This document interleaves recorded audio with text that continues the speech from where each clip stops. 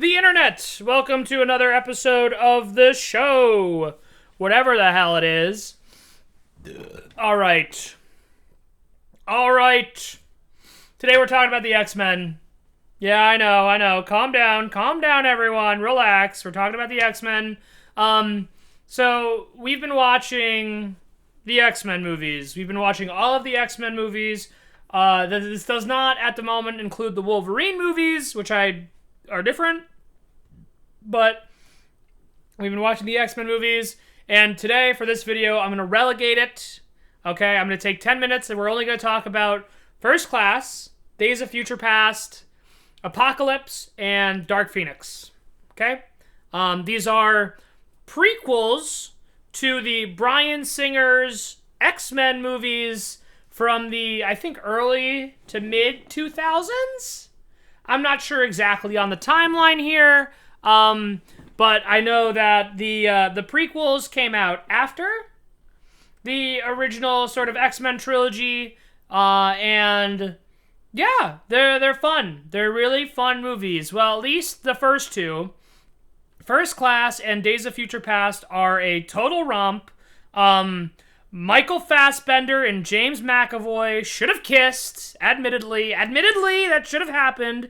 And not to mention, in Days of Future Past, who doesn't love the fact that they actually reincorporate all of these guys in the movie, right? You know, because they got the Patrick Stewart version of Professor Xavier, and then they have that other guy as Magneto. You know, the iconic one. I'm so sorry, I'm blanking on his name. I'm sure I'm gonna get spit roasted by one person in particular. I think it's Ian? Is it Ian? Could be. But no, I don't know his actual name, but all I know is, like, old Magneto and old Professor X are fucking dynamite in Days of Future Past. James McAvoy and Michael Fassbender are really great, I think, as Professor X and Magneto, respectively.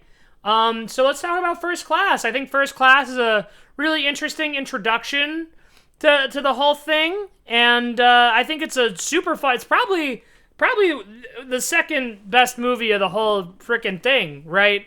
These first four movies or whatever, these prequels. First Class is really fun. It's kind of just watching the X-Men get put together for the first time. And, yeah, one of the things that I think is weird about it is Angel. Because in First Class, Angel is like, they pick up a stripper who's got, like, bug wings. And then because she can fly, the X-Men name her the Angel. Which is so dumb. Because she doesn't even... I think part of the reason Angel is called Angel is because he has, like, those very specific kind of angel wings. And, like, it just doesn't work when you have someone with bug wings. Not to mention, it also totally rubs when they bring in the actual Angel in Apocalypse. So that was weird. And I don't know the bug lady. I don't know the bug lady with the bug wings. But she was weird. But other than that... Right, the final scene where Magneto launches all the missiles back at everybody, and then Charles gets, like, handicapped. My favorite joke throughout any X-Men story is the fact that, like, you know, Charles could be crippled, but maybe he's not, right? Maybe sometimes he walks around perfectly normal, like everybody else, and, you know, but I guess he can't read minds when he walks. And that's established in Days of Future Past with, like, a serum. And I gotta say, you know, I think another criticism I have of, like, those, like, you have the prequel movies here is, I don't want to see Beast in a form that isn't hairy and blue, okay? Like, you know, I'm pretty sure it's, like, what, Nick Nolte or something? I know it's the same guy who plays Lex Luthor, who plays the Beast in these movies. And he's a great actor, don't get me wrong. Why aren't you blue and hairy, man? Sad. It's very sad. But yeah, no, I really, there's so little problems to have with those first two movies, and obviously Days of Future Past 2 incorporates Wolverine, which most of these, like the Dark Phoenix and Apocalypse certainly don't. Even though, like, oh, Wolverine should be there. I want to see Wolverine as an agent of Apocalypse, hypothetically, is so dope. But we don't get that. So, that's fine. I by and large, am not someone who's like, oh, the movie did this, but it should have done this. Like, you know, coulda, woulda, shoulda. You know, make your own X-Men movie. But yeah, no, First Class is like airtight, super solid. Days of Future Past, nothing to complain about. Even better.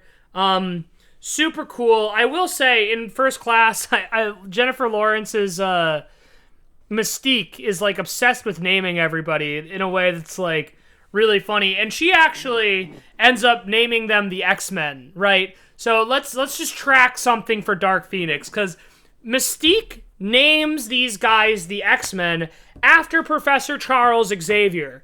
And then in Dark Phoenix, the worst movie maybe ever, she ends up yelling at Professor Xavier for calling them the X-Men and naming them after himself, when it's like, you did that! But that was you! And now that we're on this point, Dark Phoenix, don't watch it, okay? Apocalypse, X-Men Apocalypse, can be fun. I had a fun time watching it. I shut my brain off, like you're supposed to do with superheroes movies. I shut my brain off, and you know what? With your brain deactivated, I think Apocalypse is a fun time. Okay? There's like fights. Oscar Isaac, or is it Isaac Oscar? I think it's Oscar Isaac. Oscar Isaac is Apocalypse. I think he's having a fun time. I really liked watching Apocalypse do his thing. I thought the scene where Charles Xavier, like, you know, took over all those people. I forget what he did with them. He did something bad. He did something bad with a lot of people. And that was really tense and dramatic. He got, like, mind-controlled while he was mind-controlling everyone from Cerebro, and they all heard this, like, message from Apocalypse, I'm pretty sure. That was crazy. And then, yeah, Apocalypse, like, stealing Xavier and then trying to transfer his consciousness or whatever, like, very compelling. And then they have, like, just so much going on with the effects and stuff. I think that's all pretty cool. Dark Phoenix is where it really just, like, they drop the ball hard. You know, everyone is characterized differently now. Charles Xavier and the X-Men have a relationship with the President of America, right? And the movie starts on an international incident when there's a spaceship that is, like, in trouble. And so Charles Xavier asks Beast if they can help by sending a jet up to space to save these human pilots. And then the Beast is all like, that's actually not what the jets are built for. And then Charles is like, well, we're going to do it anyway. And then they do it. And then they rescue almost everybody except the captain. And then Mystique is like, oh, there's a really dangerous looking cloud of radiation over there. We should probably just go back home. We saved 6 out of 7. That's not bad. Charles Xavier says, like, no, you need to save everybody. And then Jean ends up being needed to save this person, even though the other ones were just kind of, like, picked up by Nightcrawler really quick and then teleported back, which is, like, couldn't do that with this last guy? I doubt it. So, like, Charles Xavier endangers everyone's life, which is, like, not the worst characterization. But then, yeah, then Jean gets, like, radiation, and the whole movie becomes, like, Charles Xavier, like, you know, the Mystique getting mad at Charles, and then, like, fucking Jean accidentally kills Mystique, and then Magneto and the Beast all of a sudden want to kill, like, Jean and stuff like that. And, you know, it's just not great. You know, there are some okay fights maybe, but as a narrative, just really uncompelling in a lot of ways. And you know, I don't really like forced character drama. I think you can shut your brain off, and there's not a lot of forced character drama in Apocalypse.